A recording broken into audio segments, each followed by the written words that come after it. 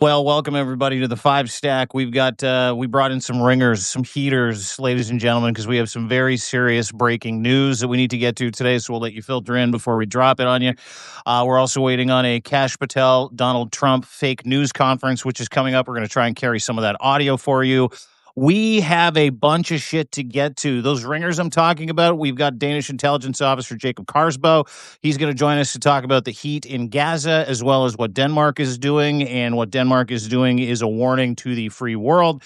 Also, the likelihood of war breaking out as the UN has taken the Neville Chamberlain approach, apparently, with Mark Rutte saying, "Yeah, we'll just escort the drones and the missiles back into enemy territory. No big deal."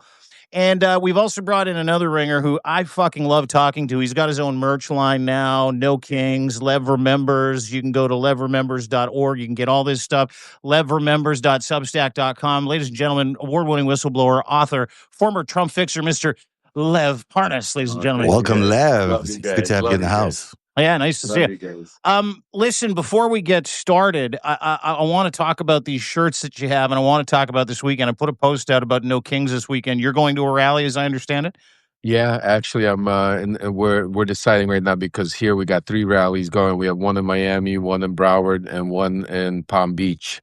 So it's going to be either between Palm Beach or Broward. Looks like Broward's going to be probably one of the biggest. And they're anticipating over 8,000 people showing up to just one of those rallies. Mhm. So we're going to see. So I'm going to put it out there. But yeah, I definitely encourage everybody to out there.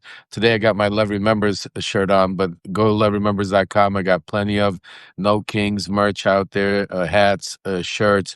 Put it out there. Make sure the 18th you go, you represent, because it's gonna be this is the day, and and I think it's a great way to start off with, because the biggest thing Donald Trump is scared of is that day, and that's why one of the things he's trying to do is tie that into Antifa, get the National Guard, get ICE involved in scaring people to come out by coming out there and say that they're going to enforce it. They're gonna. This is not a fight, not that you can't come out and give your voice free speech. What America was based on, the First Amendment. Like I say, it's not what they preach; it's what they do. They preach that they want the First Amendment, free speech for everybody, Charlie Kirk, free speech, but only if you agree with them. That's the only free speech. Because as soon as you don't agree with them, the First Amendment's out the door. There is no such thing as free speech.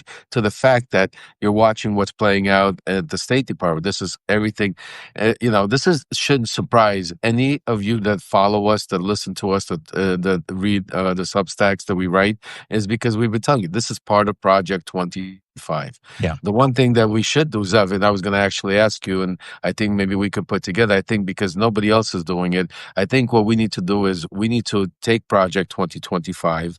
We need to dissect it, break it up to maybe into 5-chapter or 5-part type of thing, and let the people and break it down, because nobody's going to. That's a good idea. We should do a 5 seminar series of that. 7-part, whatever. I'm just giving you. If you could help produce it, because nobody better than you put that together. Like we did with the Epstein stuff. Do that with now Project 2025, where we'll do it together, and we'll come out there. And I think the people need to understand. And from there, we'll make some shorts. Because the Democratic Party's not doing it. They're not linking up. I mean, Trump came out and basically said, hey, I got Russell Vought, the creator, the man himself, Project 2025. He's coming out, the Grim Reaper, doing it. And they just flew by their heads like, holy shit, boom. Yeah. Yeah, they really did miss that story. And it's a big deal that he's embraced Project 25. Of course, he denounced it during the election campaign, and now here he is embracing it completely. Well, that's a big key. This is why I think we need to, it's part of, we talk about the Epstein files, and we could get back to that in a little bit, but I think why it's important to dissect it and bring it up, because, listen, nobody needs to read that whole thick piece of it, but if we take the parts that are written in there in black and white and put them to what's happening right now, and showing you how that equates to what they're saying, to what they're doing, it's easily like a Project 2025 checklist almost. Checklist, exactly. And basically, and think about it. Trump was so scared of it. Why? Because what was it? I think 18% of the country only agreed with Project 2025. Yeah, they never knew exactly what it was. That's why Trump ran away from it like the plague. And now he's embracing it. Now he's actually implementing implementing it, because right now, while all of this stuff is going on, while we're talking about it, and we're going to get into a lot of very important, crazy stuff, what's he doing behind the scenes? Right now, Russell Vought is sitting there firing, getting rid of, installing loyalists, which is the main part of Project 2020, while the government shutdown is taking place. And a lot of people, don't even realize that this was all planned out.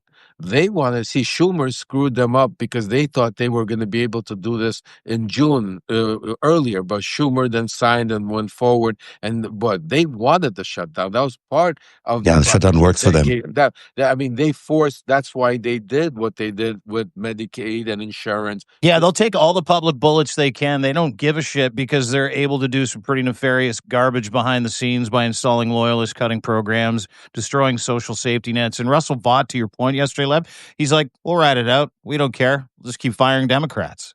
Yeah, no, and that's what they're doing. I mean, all day long. I mean, and they're not hiding. That's the whole thing. They're not hiding. No. They're out in the open. And Trump's coming up and saying, literally, just think about the words he's saying, we're getting rid of him, and they're never coming back.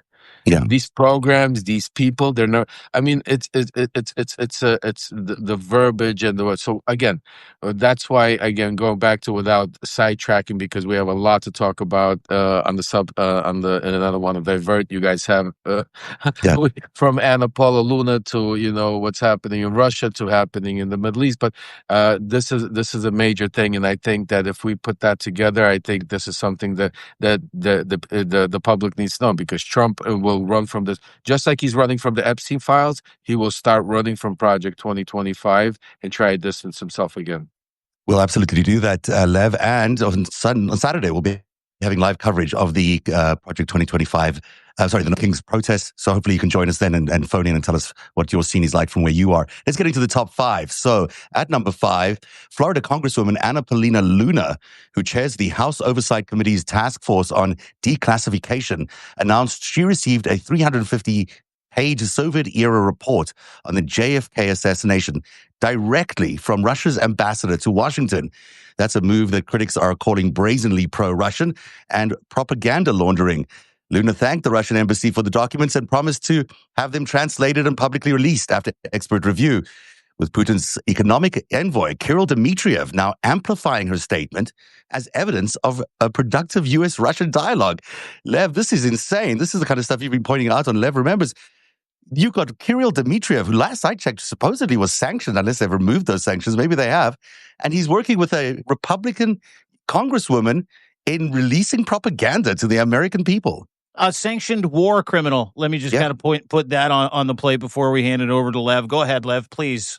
I mean, the word sanction, what does it mean anymore? I mean, everything, I mean, criminal, sanction, worker, as long as you pat Trump on the back and tell him he deserves a Nobel Peace Prize and say a few words, you're in like Flynn, just think about it. Whatever the case is, this Kirill Dmitriev, I've been writing about him, talking about since I came from the first day on Substack.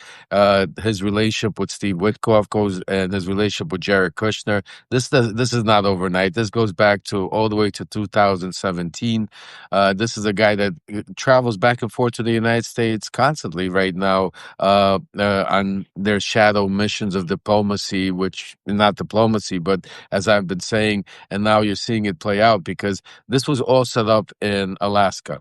This was part of what took place. If you go back to Alaska, that supposed peace treaty wasn't about peace. It was about figuring out how to bring Russia back on the world stage, how to buy Russia more time for them to continue their onslaught of Ukraine, which Putin keeps promising, which Kirill Dmitriev, and they keep promising Trump that it's going to be over soon because they're so powerful. They're this mighty army. They're going to be over just like Bibi did in Gaza, and then Trump could come in and take the credit and say, okay, once Ukraine is on their knees, Trump could come in and take the win and, put another notch supposedly for his Nobel Peace Prize.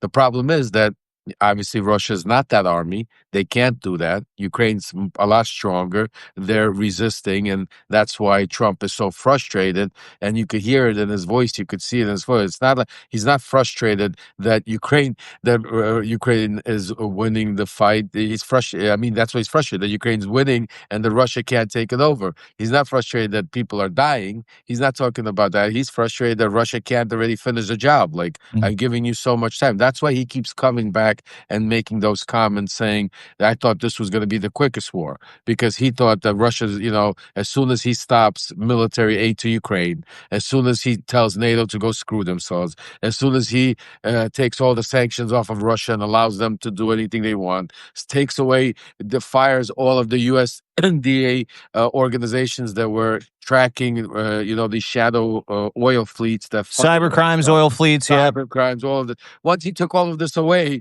he thought, okay, then Russia's going to go in there, boom, boom, boom, 2-3 weeks, a month, take away half of Ukraine, put them on their knees. We're going to come in there, put a new administration, and what am I going to get out? Control of all that oil, gas, minerals that Trump is talking. Just like in the Middle East, it was the same plan with Bibi, but over there it was real estate. Over there he had that and oil and gas, I think, and gas. But yeah. for him, I don't think Trump. Unless Kushner is telling him, because Kushner is really the one organizing. Yeah, do you think Kushner brought him into the idea that that hey, listen, you can make way more money stealing mineral rights and oil than you can putting up fucking hotels? Maybe Donald just hasn't caught on to that, but that's his currency, right? That's the only thing he knows is how to launder money through real estate. Right. Well, before that was all it, and this is why they opened his eyes up on the cryptocurrency, the minerals, I'm saying to you, and he still pushes real estate because he's looking at the Gaza, the Gaza Strip as a prime piece of real estate on the ocean, which in his mind he can't. You got see, it's hard for you to understand unless you know Donald Trump. Like, you got to understand. I mean, there's certain people, like, you can't teach an old dog new tricks. There's a reason why you have certain sayings, because his whole life was been about real estate. He considers it, he's not some kind of major, conglomerate businessman that's been involved in all. He's not a financial genius. Right. He's not. I mean, if everything else, just think about it. The only things we really still know him for is real estate. Because everything else, licensing and rinsing, right? That's it. Yeah, because everything else from casinos went to garbage.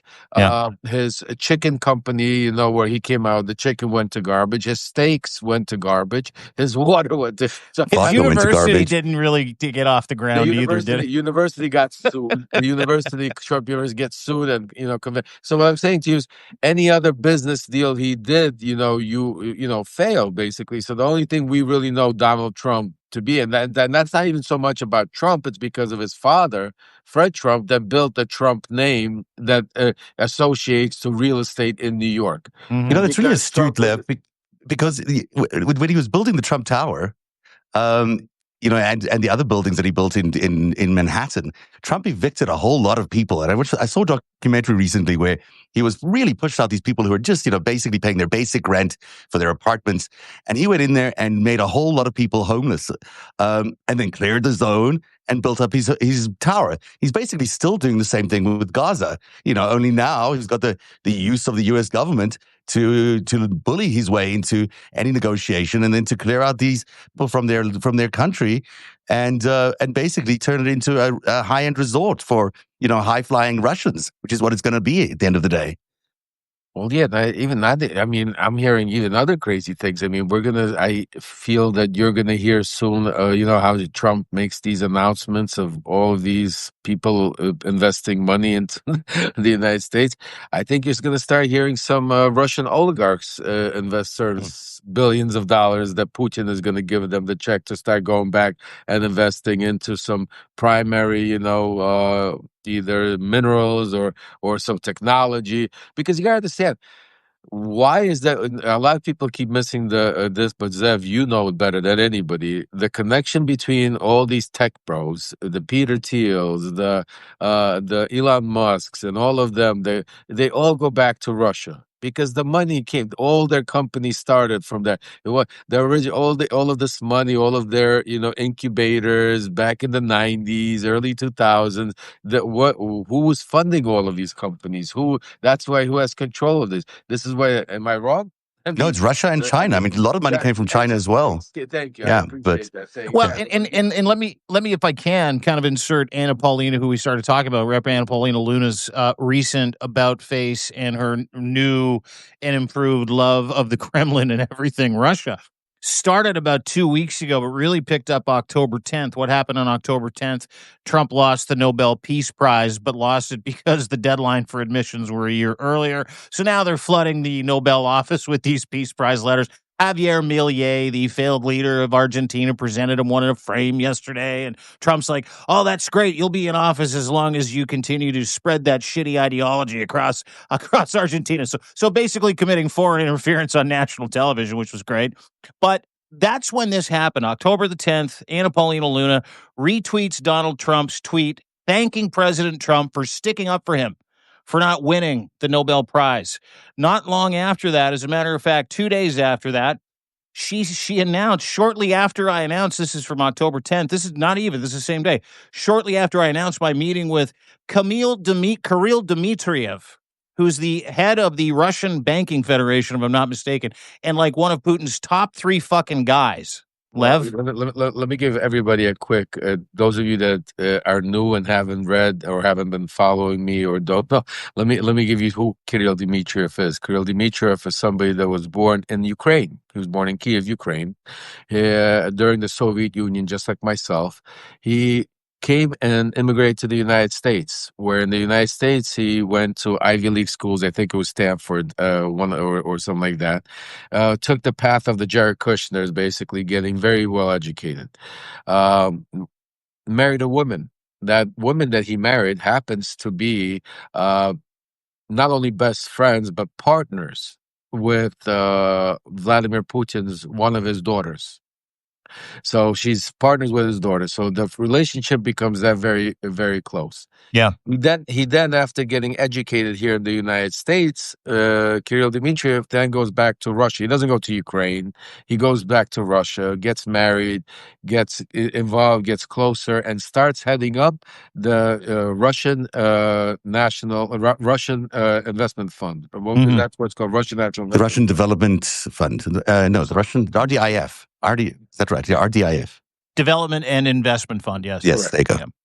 So then in 2017, he goes to Saudi Arabia. And just like at the same time, who else goes there with the same similar fund and ideas is Jared Kushner. And this is where they meet. But what a lot of people don't also know is back in Trump's first administration, he slid under the radar, but Steve Witkoff was all over the place. He was dealing with the Chinese. He was trying to make money everywhere he could, and he was very close with Jared Kushner during this whole thing. Also, Stephen Witkoff is also as a gentleman that did a lot. You can hear me, guys? Okay. Is a gentleman that going back into the 1990s was at some point Trump's real estate attorney, then became his own real estate magnate. He's also been involved with all of these Russian criminal gangster oligarchs that came and funneled money in the 90s, early 2000s. He's even been involved, where I reported on, with a gentleman by the name of Taiwanchik, the Russian organized criminal that basically fixed the Olympics back in the I think early 2000s.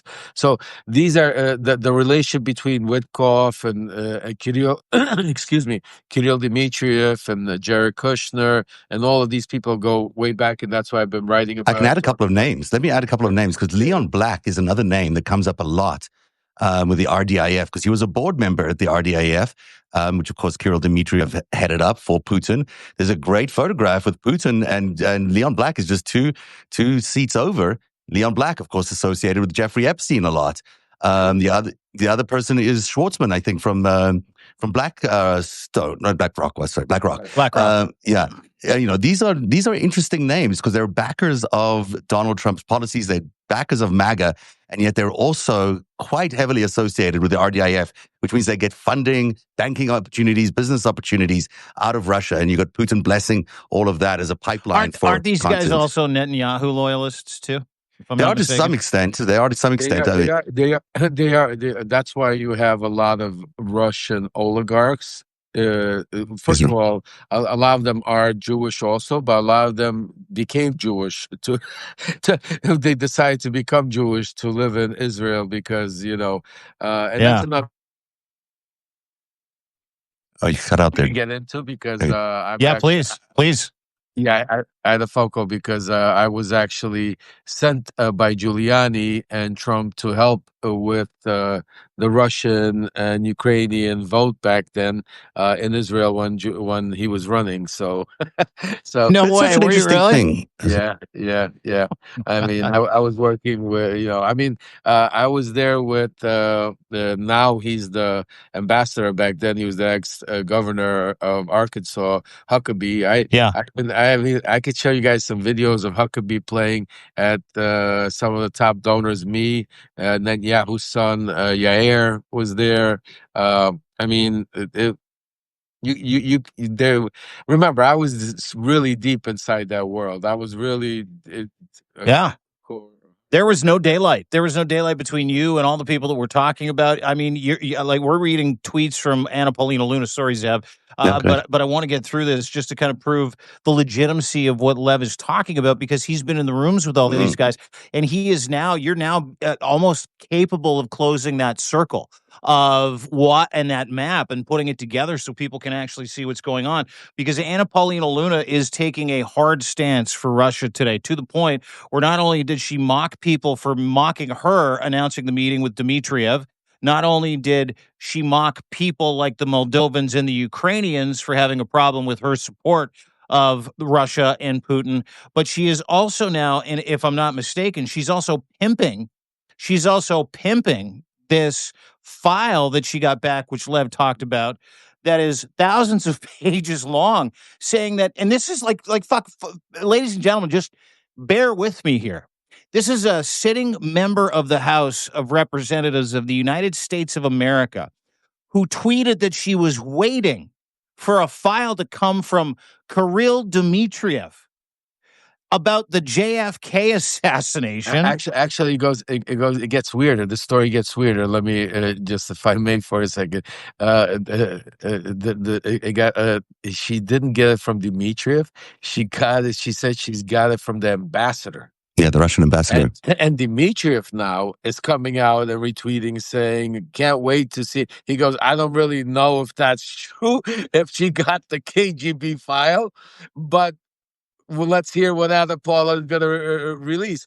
Now, what happens also simultaneously, MAGA is going crazy because remember, they've been promised the release of the JFK files, which was a big dud. So now they're attacking because part of what she posted was that it's unredacted.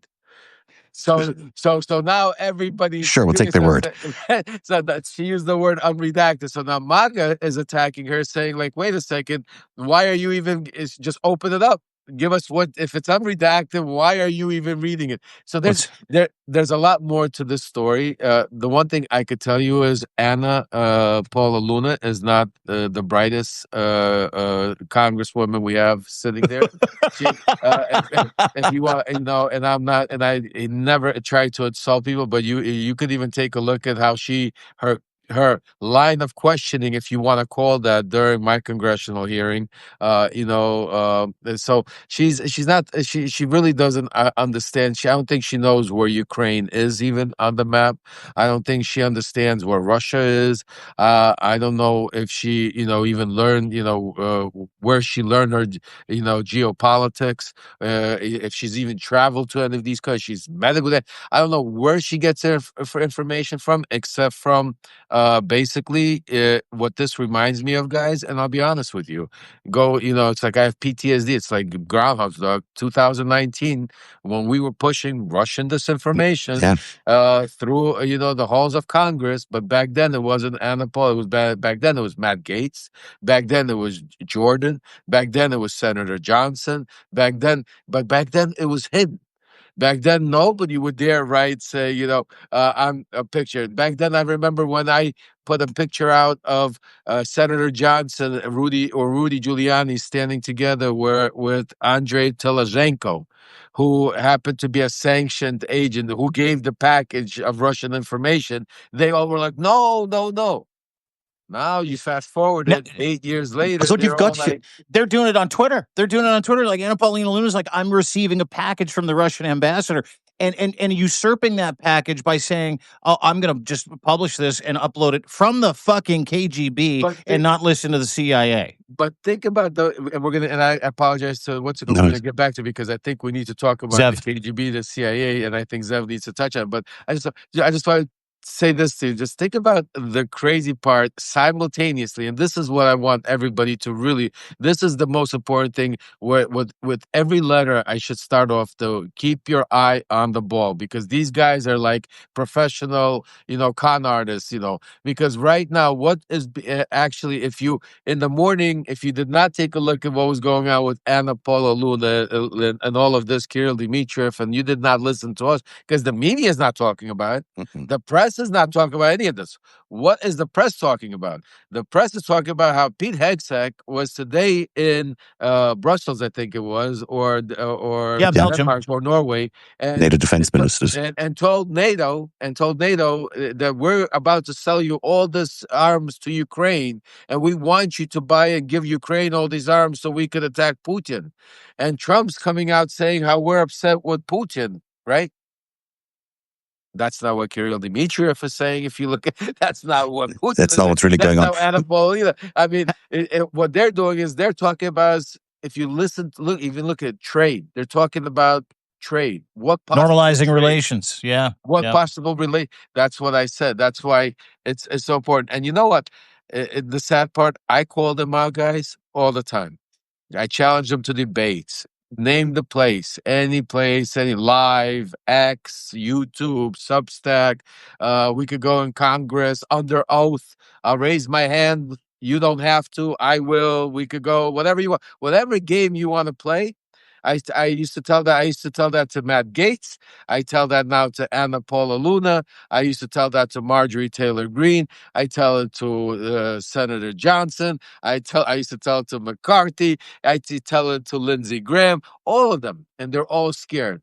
But what you're pointing out to is this notion of the Russian autocratic oligarchy and all those people being mainstreamed into America right now. So instead of this propaganda as you used to do, handle it through the back door of Congress, through some people, then they'd launder it and bring it out as narratives that the Americans could digest, if you will. Now, Anna Luna is doing it in front of everybody's eyes. She's getting it from the Russian ambassador, unredacted, which means, of course, it's written for her. It's written for consumption by the American audience, for the American audience. And to be published to the American audience. Yeah, so it's obviously not real. I mean, maybe some of it's real, but some of it's obviously designed to frame somebody. And then she's going to, openly admitting to meeting Kirill Dmitriev, of all people, who was one of the people who, interfered in the 2016 election to get Donald Trump elected. So you've got all these people who used to be on the outside, who used to be, unmentionable people in proper circles in Washington, D.C. These people were outsiders. They were sanctioned. They were, considered enemies of the state. Now they're being welcomed into the House of Congress, into the House and the Congress, and with open arms by Congresswoman Luna. I mean, it is beyond belief that this is happening. This mainstreaming of these oligarchs. Co-signed and boosted. Let's just have a look at Kirill Dmitriev's Twitter feed. I mean, this is fucking unbelievable. I didn't know who Kirill Dmitriev was until I met Lev. I started to follow him. And then before we got on, he's like, go have a look at his account. And I'm like, oh my God. Kirill Dmitriev, 2 hours ago, supports Special Envoy Steve Witkoff, calling American news about Witkoff stepping back from the Trump administration, quote, fake news, Dmitriev says. keeps attacking Steve Witkoff, his success, his perseverance, and peacemaking. That's what warmongers do. And there is a laundry list of these tweets where Kirill Dmitriev, who's apparently going to be very soon under attack of U.S. weapons, by the way, that they have been promised to the Ukraine. So let's just fucking put that on the back burner for a second. Is so afraid of this regime, this Trump regime, this terrible Western regime. He's so afraid of the threats from the public threats from the Trump administration that he's supporting them and telling them that don't believe anything they write about the Trump administration. They're the best. That's just one tweet. He's now tweeting about JFK dialogue and supporting Anna Paul Luna and her tweet. And now he's co-signing about Russian ambassador to the United States handing over the Russia. This is in the last 3 hours. So, like, I mean, every sign that we see, this is like literal corruption out in the open, but it's also whitewashing, sane washing, war washing out in the open. And this is a plan. It's got to be a plan, because while we're hearing the drumbeats of war, tomahawks, Pete Hegseth's in Brussels, he's like, firepower's coming. That's what's coming. Kirill Dmitriev, who's Putin's right-hand guy, doesn't seem too scared. That's what's really coming. Kirill Dmitriev is really going to be. I could guarantee you that Kirill Dmitriev will be here in the United States meeting with Anna Paula Luna before any tomahawk reaches Ukraine. I think it's true. I can bet. That's true. Everything, whatever you want to have on that. That's first of all. I mean, again, the fact that you guys have to understand something. This is all a drag out, play out game, because again, he's not. Hegseth is not saying that we're selling to the Ukrainians. He's not saying we're giving to you. The wording is very important. Yeah, they want to sell to NATO. That NATO then has to give it to the Ukrainians. What they're not telling the world and the people, that there's red tape involved. There's process involved. None of those organizations, none of it happens. That's not happening. Like, you know what? You give me the money, right? I'm going to give it to you. Oh, don't even send it to me. Send it straight to Ukraine. No. Plus, all of these countries right now are scared of Russia themselves to go to war.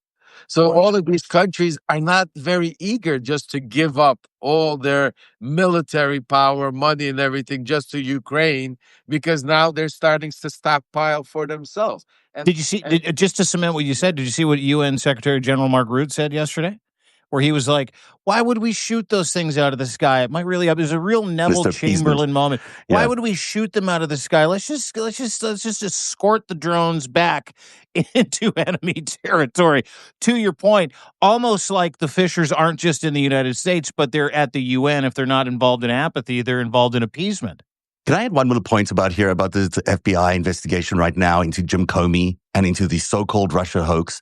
You know, it's fascinating to me that on the one side, they are disparaging everything that was the Russia investigation into collusion with Donald Trump, you know, which clearly happened. I mean, clearly there was a lot of collusion or cooperation, call it what you will, between Russia and... we have one of the guys that Trump asked to collude with Russia. It's right here. Right on the So on the one hand, they're saying that hoax is a hoax, that whole thing is a hoax. On the other hand, the very fact that they're allowing Kirill Dmitriev, who's a target of that investigation, who the FBI investigated for colluding, is being welcomed into the front doors of the U.S. Congress.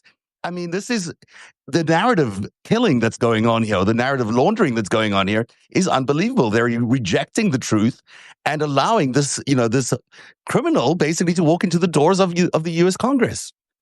Listen, guys, again, I'm going to give a simple thing. Watch the body language, watch the actions, watch the movements, forget about what comes out of their mouth. They're professionals. Take a look at how when Steve Witkoff is in Moscow. Take a look when Steve Witkoff is around Kirill Dmitriev. Take a look when they're in Alaska. Take a look at the videos, the pictures. If you haven't I'll put them out again. They're all over my Substack. I've been talking about it for months now. Take a look at Jerry. Reverence. Yeah, I mean, you just have to understand. And also, little key important parts. Do you really believe that Donald Trump is going to go bomb Vladimir Putin? right after Vladimir Putin came out and said that the Nobel Peace Prize Committee should be dismembered because Trump should have won, and then Trump thanked him for it. Right after Melania Trump just came out and said that she's speaking in the open to Straight Vladimir line of Putin, communication and to they have Putin, a yeah. straight line of communication. Right when Vladimir Putin's, forget about what title you want to give him, but his right hand right now, that is, I call him the handler of all of coming to the United States to meet with Congresswoman Paula Luna, that are praising him every single day, every single moment. Huh? Just think about you with all of that. And Trump is going to come out and all that start World War III. He's going to come out and attack him. Let me just put it to you this way. Mark my words. Even if Ukraine gets some sort of Patriot missiles, even if Ukraine gets some sort of ammunition, it will be strategically not enough to do anything to Russia, even if they blow up. Because remember, Putin is such a monster; he will allow Ukraine to get certain things and blow up some of his people. He will sacrifice his people to prove a point to even go harder onto Ukraine. So don't think that this might be part of the plan. And Putin said, "Yeah, you know what? Give him a few patriots. Let them hit us so we could retaliate even harder." Because this is what these people talk. But in no way, shape, or form, I want you to understand that, listen to any of the media when they say Trump is doing a 180. Oh, we're going hard. Just think about it. Instead of talking about Polo Anna Luna, Kirill Dmitriev, the JFK, that our sitting congresswoman is about to release KGB, propaganda without vetting it, without getting anything that will contradict our CIA, and get the mega machine to push it. And not talking nothing about. Instead, they're talking about Pete Hegseth, NATO. We're about to start sending the Patriots in. NATO, we started off with 6 countries. Now we got half of NATO countries agreeing to give. It was $2 billion. All of these words are great, but these were the same words they used For months. It's always delay from this administration. That's all they know about Putin, and that's the way they deal with him.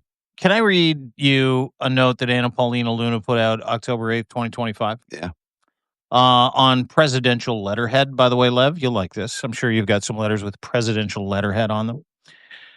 This is October 8th, 2025. And to Lev's point, to Zev's point, all the Evs that might be on this Substack Live, the normalization and the attempt to normalize post-Alaska, this is fever pitch shit that not one single fucking mainstream media outlet covered. Not one. Let me read you this letter. October 8, 2025. I've officially confirmed a meeting with Kirill Dmitriev, special envoy to the president of Russia, for later this month. It is important not just for my fellow Americans, but for the world, that we continue to foster a relationship and conversations of peace and trade between Russia and the United States, as President Trump is openly qualified for. Our two countries do not need to be enemies. Guys, we don't need to be enemies. Allies in trade benefit everyone. There you go. I know I am not the only member of Congress or American who believes that maintaining this open dialogue is essential. So she takes one for the team. Lev, to your point, as elected officials, we owe this not just to our own people, but to humanity, to ensure the talk of peace and willingness to extend an olive branch be maintained and never ends, as war is the default of a failed policy. My colleagues and I look forward to this meeting. That requires a response from you, Mr. Parnas, because that is a woman who is openly sane-washing war crimes on behalf of her boss, Donald Trump, and his boss, Vladimir Putin, in my mind. Well, not only is she wiping exactly what you said for Donald Trump, but what she's doing also openly is she's opening the door and the conversation, because there's two times you heard a word being mentioned that is very important: trade. Peace, you heard one time. Yeah. Trade, you heard two times. Just think about it. There was no conversation in the letter saying that we need to discuss how do we get these 30,000 kids that you've abducted back to the Ukrainians. There was no conversation in there how we need to stop the killing of innocent people on both sides, if that's how you want to put it. There was no conversation of saying that we need to talk about peace. And then if you want to be that already, outrageous, you could add a trade also, and we could talk, but none of that. Now it's all in the open. They're like, you know what? We want to talk about trade. We want to know how, because in their mind, their Ukraine is going to go down. See, that's what I keep telling people the past several days with what happened in the Middle East. This is supposed to happen also in Ukraine. Ukraine is supposed to be the Palestinians. Ukraine is supposed to be taken down. And right now, so in all of these minds, like Anna Paula Luna, Matt Gateses of the world, Donald Trump, all of them from even the first, in their mind, it's just a matter of time. That's why they're talking there, because in their mind, once Ukraine takes the knee, once they, get rid of Zelensky, once, it's under Russia control, just like right now Palestine is under, Bibi's control, not Israel's control, because I don't think all of Israel wants what Bibi wants. I think Bibi is another Donald Trump. What we have in our country with Donald Trump, I think Israel has the same Israel's thing going version of MAGA, versions yeah. of Israel, exactly. So because of that, that's where the problem. The problem is that Russia can't give them what Israel gave them. Russia can't give them, even though it took Israel a long time, even though Trump could have, stopped it a lot quicker, even though they used it already to go after Iran and other things and exploit it until they wiped out all of Gaza, where there is nowhere else to live. And, I'm saying to you, that was the plan for Ukraine. And that's why Trump says that he thought Ukraine is always going to be easier, is because he was always told that Russia is so powerful, and with the Middle East, he thought he would get a lot more pressure in the Middle East of allowing Bibi to do what he did. Which the Qataris and everybody else sold out, and because of what the back end deals they did with Trump to allow him and Bibi to do what they wanted to do in the Middle East, and the Saudis and the Qataris. That's why he went into that Middle East thing. But in Russia, he couldn't get that done because Putin and Russia is not that same army, the Soviet Union, the same, so that's why he's frustrated. He's frustrated that it's taking so long, that he can't announce it, because he understands. Look, Donald Trump is not stupid, folks. He understands very well that Zelensky, the Ukrainian people, are not going to take some deal. He understands that the Europeans are shitting bricks with that Russia's going to go in, that they're not going to just allow some kind of deal. That is why he keeps playing this game, and that's why he's keeping a relationship with Russia. If Donald Trump, for 1 second, was upset with Vladimir Putin, because I know Donald Trump very well. So I'm going to tell you folks, if Donald Trump was upset with Vladimir Putin for 1 second, trust me when I tell you, Kirill Dmitriev would not be flying over here to meet up with Anna Paulina. That's a very good Trust point. me when I tell you, Steve Witkoff would not be going to meet up with Trust me when I tell you he wouldn't be standing in Israel saying that Jared Kushner would have. Trust me when I tell you he wouldn't be praising. Trust me when I tell you Melania would not be. I could keep going on and on, folks. So what I'm trying to explain to you, that the fact that he is, just even watch his body language. I'm not even a body language specialist. I mean, and you could sit there and tell how frustrated he gets. Yeah, the war that should have taken 3 days, it's taking him now 4 years. Like, yeah, I mean, he should have got. It's like he's upset that it didn't take him 3 days. It's like he's upset that Yeah. he's still going because he wants Putin to already take out Ukraine so he could get a notch, say the war is over. I won this. Now this is war number 39. Give me my Nobel Prize. Here I get a Nobel Prize. But the key part is now we open up the trade, because think about what trade can we possibly have with Russia right now? We have zero. I mean, what are they going to sell us? We're 20. By the way, the United Oil, States is oil. 29th on the list of trade partners with the United States of America. Right, Yeah. that's what I'm saying. What are we gonna trade? Matryoshkas? What are we gonna trade? Like, Caviar? Caviar. Like, I'm saying to you, no. What we're going to trade, and this is what the plan is. Once, in their mind, they take over Ukraine, and they get all of these minerals that have been promised. Now we could trade. Now we could also America should be part of the Nord Stream 2 outlet, which will be part of overseeing. Just like, just think about everything you're seeing play out in the Middle East is in their plan supposed to play out, but over there in Eastern Europe. Just like Trump is saying, I'm going to control oversee the building, rebuilding, reorganization, this peace committee where Trump's involved. Same thing is going, because what happens if Russia takes over Ukraine? Russia takes over all the energy cycle in Eastern Europe, folks. Yeah. They will then control, they will become power. Then everybody, Germany, Europe, Poland, everybody will forget about them invading other countries, but they will have to deal with Russia, especially if the US also partners up with Russia and says, listen, we don't have to ship you LNG gas. We'll just partner up with Russia on their Nord Stream 2 pipeline and start selling it to you, and we'll be in control. The brokering, the US will broker the deal, because to make sure it's all on the up and it's a peaceful deal. And of course, there'll be war after this. I mean, they are already, and we'll talk to Jacob. We're still talking to Jacob later on in the show, or I hope what's the so. plan We here? might not. Might have to move to tomorrow. Yeah, Okay. yeah. Because, the threat of war is that Russia will continue, as they've been doing, to, now they've got their F-16s, whatever they are, flying over Finland. They've got, in Estonia, they've been approaching a bunch of, let me just get the story up here so I can give you the exact details. But, there are war drums in Europe right now, to the point where it's clear that Russia intends to attack NATO countries.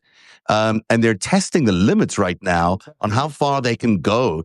And in today's news, we've got these incidents where you've got both Finland and, I'll give it to you right now, 3 Russian MiG-31 fighter jets brazenly violated Estonian airspace for 12 minutes on September the 19th, the 4th such incursion this year, with transponders off and ignoring all communication attempts as Italian, Swedish, and Finnish jets scrambled to intercept, while Estonia simultaneously shut down a border crossing after spotting Russian troops in unmarked little green men uniforms. Remember the little green men from Ukraine crossing into Estonia? NATO defense ministers are meeting today, as you mentioned earlier on, to discuss what these responses are. But Mark Rutte, as you point out, saying, why do we have to shoot these things down? Why would we blow up these planes? Because they're coming over into our territory. And the same thing is now happening in Finland, which has closed all land crossings with Russia, because they've been seeing a sort of a drone wall, is what they're calling it, being built up by the Russians in making incursions into Finland. So you've got a lot of activity along these other countries that are NATO countries, which could lead us to a world war. Well, this is the key, and I want to say to you, this is all part of psychological warfare. Russia can't attack all these NATO countries. They don't want to attack them. They don't want to go to World War III. This is all part of Russia wants to get back on the world stage. How do we know Russia that? wants to get. This is part of Russia, Putin and Trump's game plan of putting this out. Because what is it making NATO do? First of all, they understand that by Trump coming out and making that statement saying, "Will you back NATO if we knock down one of these Russian planes?" And what was his response? Depends. See, that's an important difference. So because of Trump saying depends, Russia knows, and that's part of the plan. That was that recently, Lev? Because a couple weeks ago he was like, "Yeah, shoot him out of the sky. Who cares?" No, that was at what's it called? It was the same statement. He said, yes, absolutely, shoot them down in the sky. And then he said, but it depends. Yeah. No, he said they should shoot him out of the sky. But when they said, will you support NATO? He said NATO should shoot him. But when they said, will you support NATO? Will America be? He said, depends. See, that's the wording, and that's the important part, because Putin ambiguity. Yeah, well, Putin knows that Finland is not going to go shoot down, Russian jets. They don't want. They're not going to be the first one to start the war. They know that none of these countries are looking to do it. They're not, that's why he's not sending them over Turkey. If he sent the planes over Turkey, Turkey shoot them down in a heartbeat, and he knows that because Erdogan's a different beast. Yeah. He's testing it.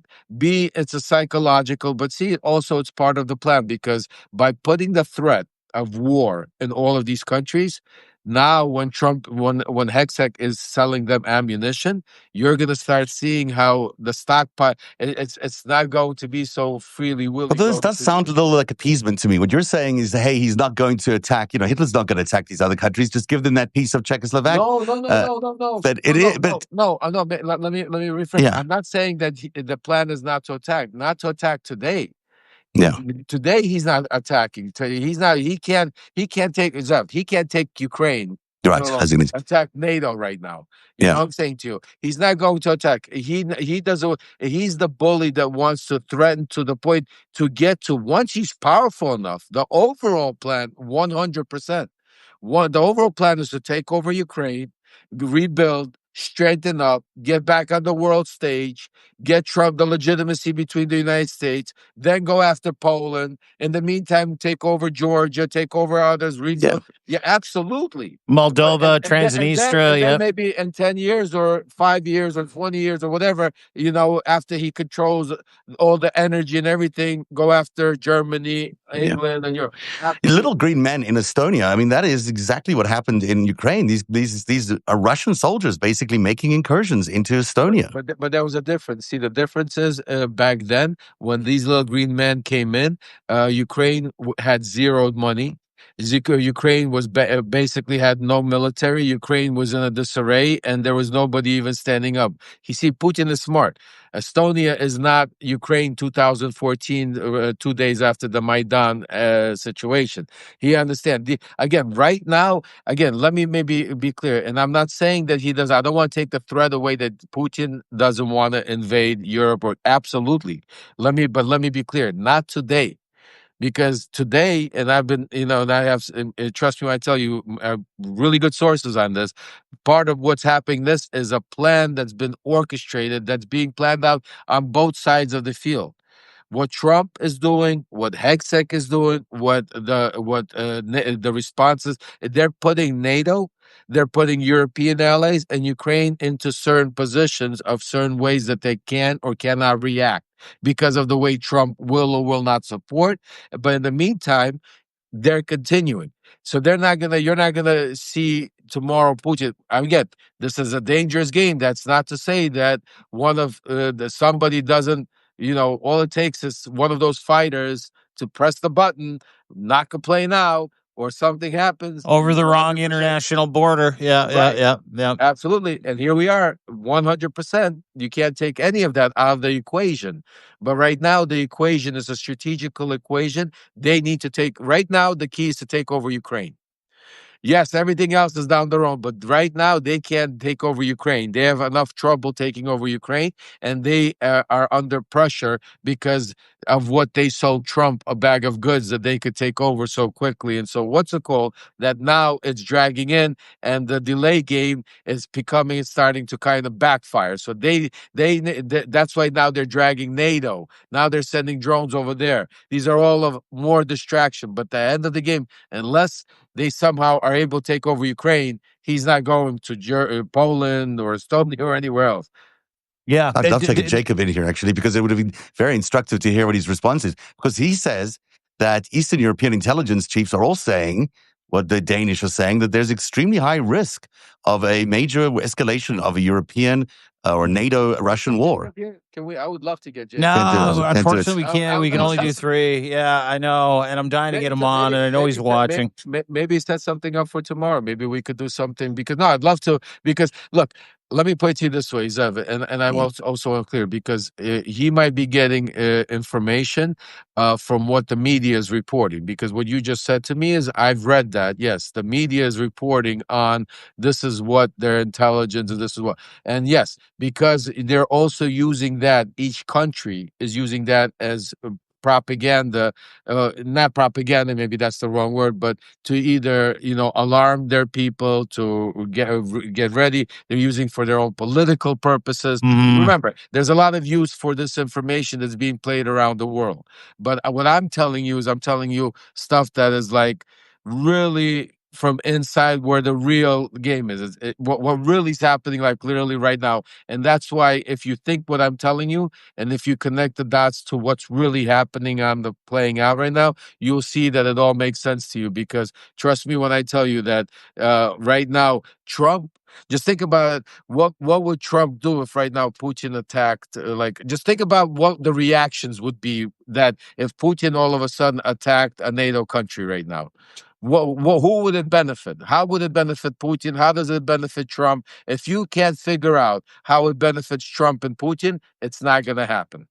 So and without sorry, I don't mean to interrupt, but without the benefit of some kind of skirmish, without the benefit of shooting something down, without the benefit of any of these incursions leading to something that Putin or Trump could lean on to point at a NATO country to say, you just shot down a Russian plane as you shouldn't have.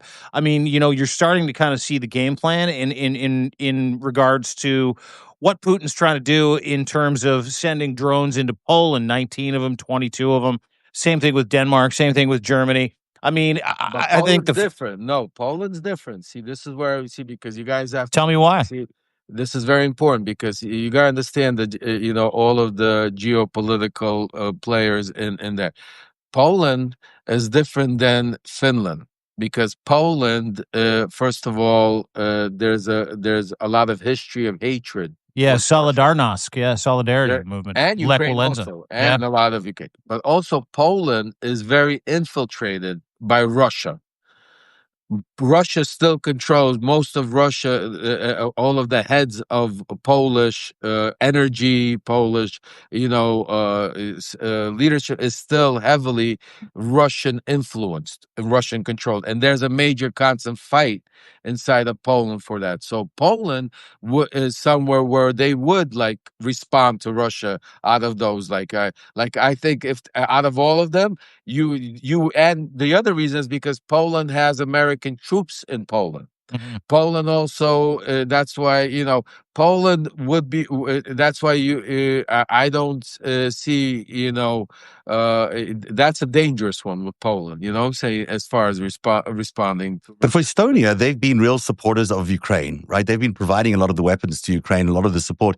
You take out Ukraine or you engage Ukraine in a war against Russia, they're going to offer less support to Ukraine. They're going to be involved in their own defenses. They're going to be, once you start weakening the opposition by going into, see, I found you something. So that might happen, No, but that's you're 1,000,000% right. That's exactly what this is. And that's why what you saw today. Just think about what's playing out. So you got Russia scaring all of these NATO countries that they're going to attack. You have all of these sources and reports coming out that all of these countries are worried about an invasion by Russia into them, World War III, whatever you want to call it. Simultaneously, now you have Pete Hegseth in Europe saying, "Hey, we're going to sell you all these weapons." But to you, to NATO, to all you countries, and that we want you to give it all to Ukraine. But in the meantime, you're also being threatened by Russia. So you guys have to make the decision of what you're going to give, how you're going to give, when you're going to give, what's going to happen. But we want you. It's all, you know what I'm saying? You think it's optics, but I think it's real. I mean, I think that they've, the Finnish have in fact posed their border crossings with Russia. They are, they're preparing for mass evacuation of Finland or the major centers in Finland. If something happens, I mean, they're certainly escalating their defenses. Of course, they're going to need weapons, and of course, the United States wants to sell it to them. But the truth of it is, this is not. Look, he attacked Ukraine stupidly, but he did. He's going to attack somewhere else as well. His goal is to re-establish the Soviet Union empire that he's said many, many times. It's his goal.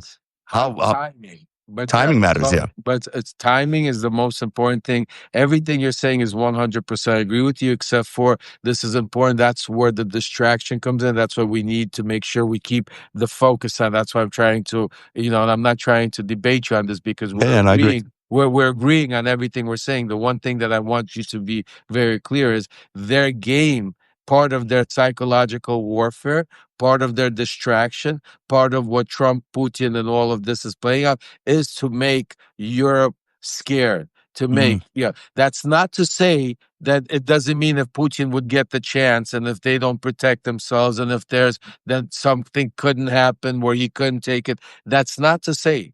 But the plan is not to go in and invade all of Europe right now. Russia Yeah, I can't do handle that. it. Yeah. The plan, right. And the plan is not to escalate. The plan is to right now use this, what you're hearing, and throw these distractions. Because you also have to keep in mind the propaganda machine, as big as you see it's the Russian propaganda machine playing out here in the United States now. This is only recent because of Trump. We're allowing it to be. What this type of propaganda Russian machine in Europe is a lot bigger. They have a lot more resources in European countries, a lot more money, a lot more. They bought and they have a lot more control over media, a lot more control over social media. In every country, Telegram is the number one fucking app in Europe. A lot. So what you're seeing here is nothing compared to what you see their manipulation over there. So this is part of, and that's why I'm saying to you, this is part of the game. Yes, to get everybody scared, to get everybody worried, to distract, to take away the attention away from Ukraine, because at the end of the day, that's what I'm trying. The main thing is, unless he could take over Ukraine, he can't move on to other places because he can't, unless he's planning on doing a real World War III where the United States is going to help him. China's going to come. I mean, like It's possible. I mean, listen. If that happens, it's over with. We're not going to be sitting here, And I can't. The one thing that I don't think about and I don't talk about is World War III, because if that happens, there's nothing to talk about, folks. We are in such a nuclear powered world right now that if tomorrow China, Russia, all these countries again, it doesn't matter. There's no domes to protect us. Yeah. It will be the end of the world. Everybody said. So that's why I'm not going to that route, because I don't believe that we're nowhere near in that position, because first of all, you got Trump and Putin on the same side. So as long as you got Trump and Putin on the same side, there's not going to be a World War III, because Trump won't allow other countries to do certain things. He won't, just like Putin. I mean, just like he's not allowing them to do now. I mean, just think about the simple thing. Trump turns around. Those of you already know Trump a little bit over the years. When Trump wants to do something, when Trump all of a sudden wanted to be at Charlie Kirk's birthday to give him the Medal of Freedom, he traveled the whole way around the country, did it, and he was there to do it, right? So when Trump turns around and says, "I want Zelensky, I want you to shoot inside of Russia. I want you to do it." You don't think Trump could make just like that and have all of a sudden some patriots sent over so he could just do it?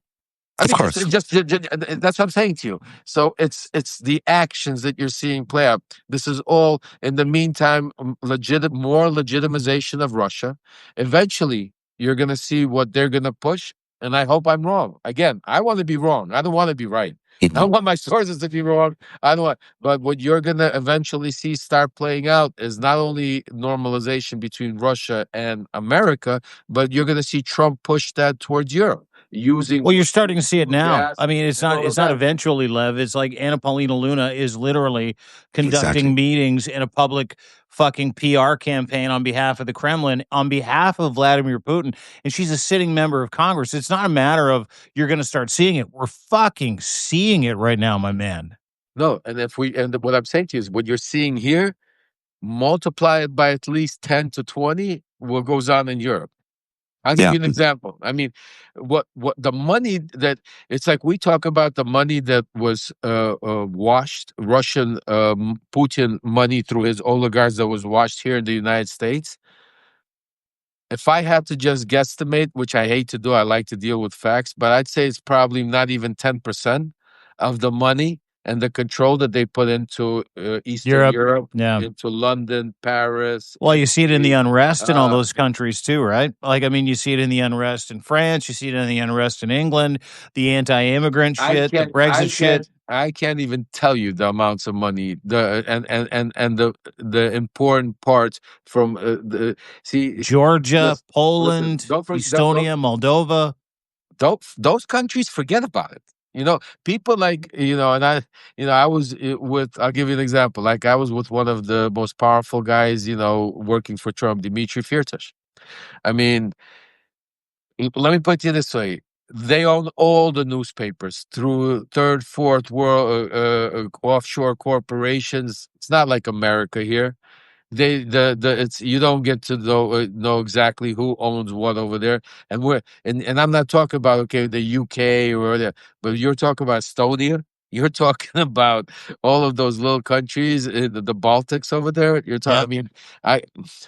I can't even explain to you the control that Russia and their oligarchy that has control over the manipulation that is being played in the media and then and the world around there. And it's happening here too. I mean, what we're looking right now, the Paramount and Skydance big merger, the CBS takeover, it's included in there. What's going on with CNN? It's almost like the oligarchs in America, in North America, have taken a page out of Putin's oligarch take over the fucking book, right? Because they are the same oligarchs. Trump. That's exactly what Trump. That's what Kirill Dmitriev and Kushner and Witkoff combined have told Trump to do. He said, "Let loose, put together your own group of oligarchs. You have him." He said, "Don't go against him." That's why he put together. That's why he's, what is he? He got the head of AI. He has Elon Musk. He has Bezos. He Ellison. Zuckerberg. Zuckerberg. He even put, what's his name? Barron on the board of TikTok. No. I mean, no, but whatever. He brought them all in there, and now he made them kneel, just like Putin did. No. He brought all these oligarchs in, sat them down, and said, "Look, you're either going to do what I tell you, play along, or I'm going to take away your companies, or I'm going to put you in prison." This is exactly what Putin did, and now he has his own oligarchy. And think about what he did when he went to the Middle East. He took them all with him. They all flew with him to the Middle East. After he made his speeches, they all went and did business. When he went to the UK, he all went with him to the UK, just like Putin. So now, basically, and I said that, this is not the first time we said that. Donald Trump is a student of dictatorship. And now he's bringing it to the shores of the United States. He's learned what Putin did. He's learned what Xi did. He's been learning. And he has people around him like the Stephen Millers, the Russell Vaught's, and, I call them handlers, like the Susie Wiles, that are out there really behind the scenes implementing. And to him, it's just in the morning, just like he did The Apprentice, he wakes up with a script. His script is to go out there, get in front of the media, go and be as aggressive, as ruthless and destructive as you want to be, because at the end of the day, he's not running shit. He doesn't know shit. He's probably doesn't, not even feeling up to it. They're pumping him with God knows what through those IVs. That's why you see his hand like that. So, what I'm saying to you, at the end of the day, the real danger that's happening is what Russell Vaught right now is. Cut out there, Lev, but that's really what's going on.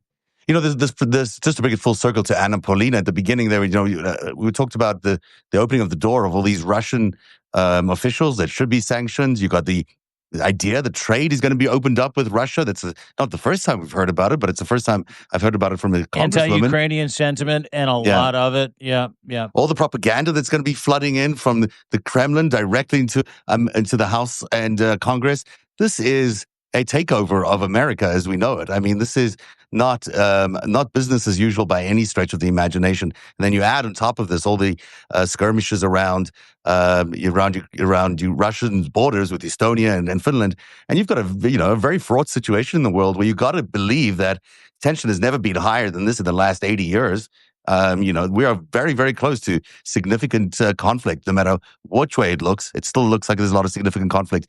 And if we don't protect America, if we don't, this brings us back to No Kings. If we don't do a good job of defending America from the Russian takeover, we are in serious trouble of losing our democracy, and that puts us in the hands of the evil empire. Really, there's nothing else you can say about that. So to everyone's point, everyone should follow Lev Parnas at Lev Remembers, because Lev is a true champion of this movement who's been able to be inside the room when all these deals happened before. He's been there before. He knows what it looks like. And now he's championing a whole movement to try and end the Trump regime and to try and end all the takeover of America by these Russian puppets that basically have taken over the White House. So Lev Parnas is a must follow at Lev Remembers. Check him out. It's great reading, and you always have the best sources. This story about Anna Luna Polina, or whatever, I said it wrong. You don't know. You got it. Yeah, Anna Paulina Luna. Yeah, that's the way she goes. Anna Ski, Paulina Ski, Luna Ski. Yeah. Got it. I'll just add the ski then. And Lev wrote a story for me today. I hadn't seen it anywhere else. I saw it only on Lev Remembers on Substack. People should check it out if you haven't subscribed yet. Of course, you all have, but keep spreading the message. Share this content. Share his content everywhere. It's the kind of content you don't see elsewhere in the news at all. So that's one follow. And of course, the other follow is deanblundell.substack.com, where we get a lot of our stories from the FiveStack every day. Dean is a true hero of mine because he's nonstop. Unbelievable how many hours of TV, of Substack, whatever you call this, you do every day. Yeah, too much. Where it melts your brain, like to the point, and Lev knows it, because he and I will talk during the day, and Lev will be in the middle of like a television show, and he's writing notes, and he's talking to me, and I was like, you're like, and you and I talked about it one time. I was like, how much fucking content can you consume in one day to distill it to people? But it's our pleasure, isn't it? Yeah, I was gonna say, and the number one, make sure to follow Zev, because the way Zev Shalev brings it, nobody does it. The way he produces it with the information and the way Epstein reporting, and make sure to subscribe, because we're gonna put together this Project 2025 breakdown. Me, Zev, and Dean, we're gonna put together. We'll see how many parts, but we're gonna break it all down to you. And before I go, if you guys don't mind, I want to do a little plea, not for me, but for the people of Ukraine, because one of the subjects since we spoke about. Oh, by the way, dude, we had a great day fundraising for what you're going to talk about yesterday. It was amazing seeing so many people come in after we jumped into the podcast. But please tell everybody how they can keep Ukrainians fed and warm this winter.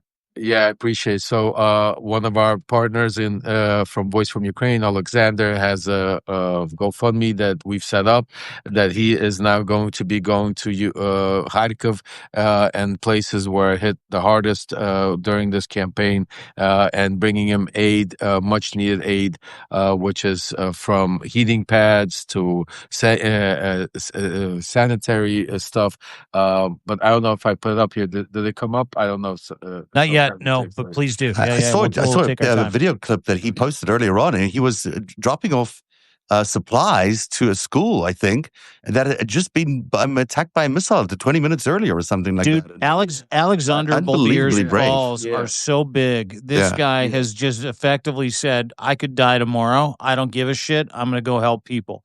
Yeah. And Alex and the Voice of Ukraine and the Substack Live that Lev does with Alex is some of the most incredible content you can take in, where you see a man who shifted his entire life responsibility to being and becoming a hero for the Ukrainian people, just to give life to them, just to keep them warm, just to keep them fed. So sorry, Lev, I didn't mean to interrupt you, but I wanted to. No, God bless you guys. I mean, I really appreciate you helping with the platform, because again, it's not for us, especially everything we're talking about here. The one thing, the important thing I want everybody to remember is that at the end of the day, there are real people that are dying. There are real children that are being, taken away from their families. There are real people on the front line fighting. We're talking about tomahawks and drones and missiles and stuff. But at the end of the day, and that's why when Alex comes on and when we do the straight from Ukraine, you hear the actual sirens, you see the actual bombs, you see the people getting displaced. So this, at the end of the day, it's not a show, it's reality. And that's why what Trump is doing, Putin's doing, is just, we shouldn't be talking about trade. We should be talking about war crimes and, holding people accountable and getting these over 30,000 kids that have been taken back. But we can't do everything at once. We can't stop the bombing. We could do all we can, and that's why what we can, the little that we can do, is a lot. By doing the GoFundMe, by your support, by being able to bring this aid that Alex does. Remember, Alex has been doing this since the first day of the war in 2022. He could have left there, taken his family, but he decided to stay.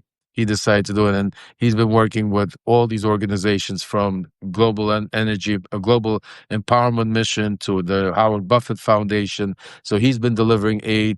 That's all he's been doing. I mean, to the front lines. You saw some of the videos, some of the pictures, going into places where nobody would even go. I mean, finding people underground and delivering food and aid to them. So that is his mission, and that's what he's doing right now. And that's why, with the support of everybody here and everybody that helps out, just God bless everyone, because really, really important now to try to be ahead of it, because winter is coming, and the more we could get the people prepared, it's not only the soldiers on the front line, but it's also all the displaced families, all the kids, all the elderly hospitals that are getting hit. So I just wanted to make sure that we sometimes, because we talk about it as news, we talk about it but there's tangible need. ways.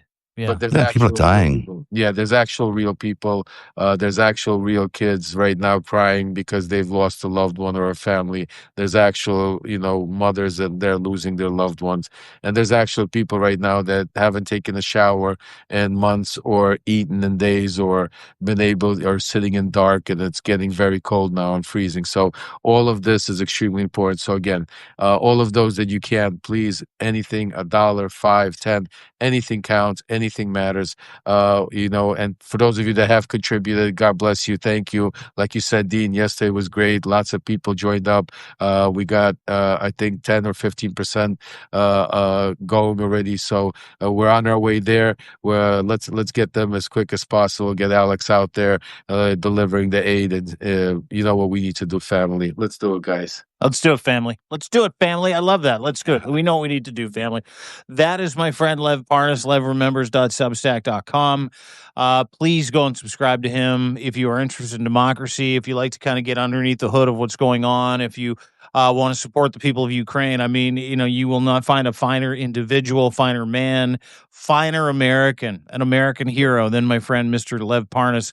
levremembers.substack.com. That is also my friend Zev Shalev. You will not find a better investigative reporter that's helping everybody in the world understand why we got here, how we got here. It is about money. It's about the takeover of the United States. It is about Russian influence. It's about power. It's about fascism. It's about all these things that's been going on for 40 years. So please go and subscribe, go and follow. Listen, I say this all the time. Your subscriptions mean so much to all three of us, whether they're free or paid. Paid keeps us going. It's truly a gift. And we appreciate that gift every time we see it come across our screen, because what it does is it lets us know that you're in it with us. And so if you can do that, great. Join the resistance. Another way you can join the resistance, if you can't afford it, is to share this content. Hit those hearts. Hammer that box with the arrow on it. Send this to as many people as you can, because what we talk about here is not what gets talked about any day or every day on mainstream media. They're chasing headlines. We're chasing the truth. They're not as crazy as we think they are. They're crazier. You're not as crazy as you think you are. You're okay. What you're seeing and what you're hearing is real. So please do us a favor today if you can. Hammer those hearts. Hammer that box. Hammer that little arrow. Share this with as many people as you can. And if you can subscribe, please do. Lev, I'll turn it over to you to end FiveStack today.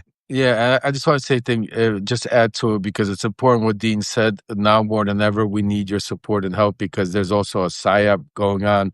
And oh my God, they've the last 2 days have been yeah. insane.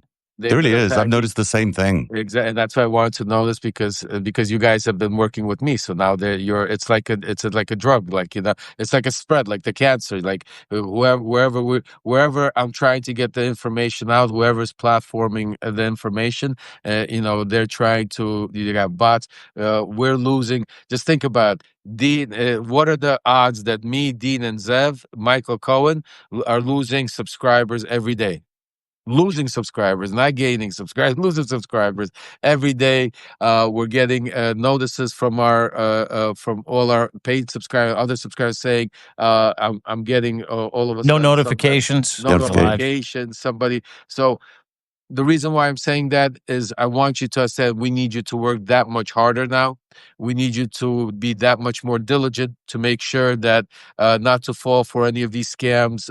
None of us are going to ask you for money because somebody needs surgery right away or because somebody helped. None of this. We're here Got to a bad get hamstring here. You got to right. send me 10 grand. Yeah. Correct. We're here to get the information out. You know how you could support us. You could support us, and the main way is subscribing by being paid subscribers. Some of you that can go to, like the other contributions that we have to be able to support our work. But that's it. And that's why we want you to be diligent. But at the same time, we need you now more than ever to go spread the word, to make sure we get as many subscribers because all of these things that are happening, the psyops, all of these things, it's because they're scared. It's because they're scared of October 18th, of what's going to happen. They're scared of you. They're scared of us. They're scared of the truth. They're scared of the people. That's exactly. So I just wanted to add that to. Thank you. Yeah. Can I add one little thing to that? Because I've noticed as well, I'm putting out a story on this later on today. In the comments section where everyone is engaging with everybody else, there are lots of bots suddenly showing up. And they do very weird phrasing around things, but they add sort of negative sentiment to the conversation, especially about the people who are, hosting that particular, that Substack. So you'll find, people are just questioning things a lot more. The idea is to plant something, a little kernel in someone's brain that maybe this isn't the, very, very successful, believable stack that I used to think it is. Maybe it's a little questionable. And so they do that in a repeated basis through thousands of bots, through thousands of posts, sometimes from real people, sometimes through machine learning. But these comments are not always real people, real followers subscribing and commenting. They're there to sort of poison the well a little bit. And people need to be on the lookout for that as they're looking at all the comment section on all three of our Substacks. Yeah, absolutely. And you know what? Send Substack a letter. Send them a note. Tell them you're not getting notifications. Tell them you're being unsubscribed. All those things that we're talking about today. Be relentless. That is what this time in history requires, is for you to be as relentless as humanly possible, to go out there and to take all that stick-to-itiveness and to say, why am I not getting service? Why am I not getting the information that I signed up for? Why am I not getting tagged into these conversations? Because there is a push. I can't tell you if it comes from Substack. I don't know where it comes from. I see it on Twitter. Lev and I connected on Twitter the other day. I've lost hundreds of followers over the past several days. And keep in mind that has never happened. And it's not because of a lack of content. It's not because of a lack of intuitiveness. It's not because of a lack of trying to do what makes Substack great. It's because this is now the last line of defense for so many people. I think we just lost Lev, which is okay because I think his phone just died. But I will say this, is that it is the greatest pleasure of my life to be able to show up here every day at 3:00, to be able to disseminate information to you that you cannot get anywhere else, to be in Canada, to feed this into the United States, into 138 different countries, to be able to talk to you about the things that you want to know what's going on because you are so inundated with the flood of bullshit that if we can get an opportunity to be able to help you, it helps us. So I want to thank everybody for being here. I want to thank you for joining into the 5-stack, which turned into a 1-stack today. But I also want to point out we'll be back again tomorrow at 3:00. I'm going to see if we can repair our relationship with Jacob Carspo as soon as we're done here. Danish intelligence guy who we absolutely fucked. And I'm so sorry that we did. Their Danes are important. I know. The Danes know what time it is. And I apologize. We had a UN Security Council guy we've had on the show so many times. Wonderful individual, Jacob Carsborough. We'll try and bring him back tomorrow for you guys, provided he's as gracious with us as he always has been. And he's Danish, so I'm sure he will be. But thank you for spending your time with us here today. Thank you, Courtney. Thank you, Sass Ryder. Thank you, Kat. Thank you, everybody. Oaths Matter, PJ, everybody that has joined today. If you can go and subscribe to what we do, if you can gift a subscription to somebody, great. If you can't, just share it. Just share this content with as many people as humanly possible. Bring people to the platform, join the resistance, and join us as we kind of continue this journey of trying to keep you informed. Because as I say all the time, we are you, you are us, and we're happy to serve you, and that's why we're here. What a great way to end the show. Thank you, Dean Blundell. Thank you, Lev Parnas. And we'll see you again tomorrow at 3 o'clock. Thanks, everyone, for being here. Have a great day. And what a great show, Dean. Good one. Thanks, guys. Bye.